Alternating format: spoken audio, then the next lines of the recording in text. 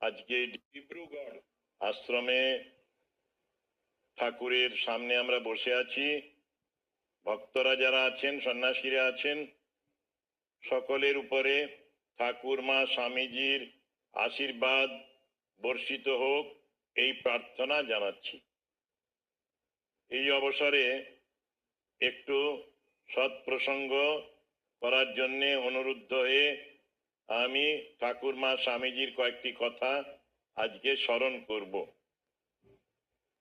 ক্ষণমিহ সজ্জন সঙ্গতি রেখা ভবতি ভবার্ণব তরণে নৌকা।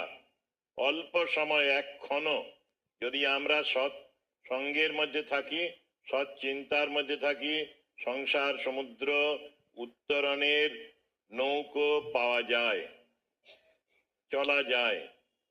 শ্রীরামকৃষ্ণদেব একদিন 16ই অক্টোবর 1882 শ্রী মাস্টার মশাই, যিনি কথামৃত নোট করে লিখেছিলেন, পরে তাকে জিজ্ঞেস করছেন, তুমি স্বপ্ন টপ্ন দেখো?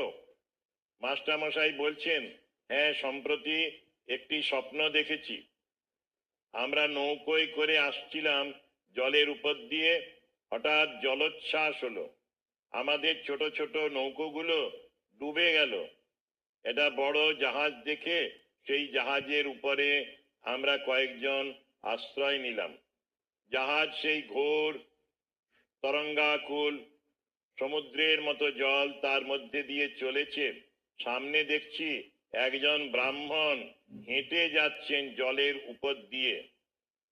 আমি প্রশ্ন করলাম, আপনি কি করে যাচ্ছেন এই ঘোর ঢেউয়ের উপর দিয়ে? কোথায় বা যাচ্ছেন? তিনি বললেন, আমি যাচ্ছি ভবানীপুর।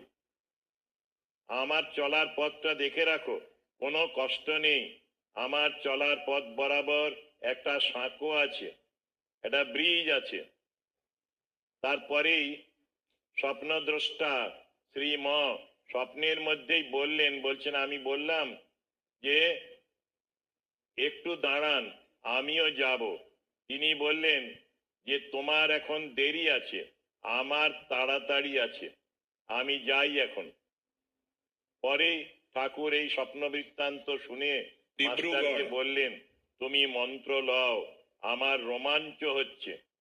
এই রকমের স্বপ্ন সত্যি বড় সুন্দর।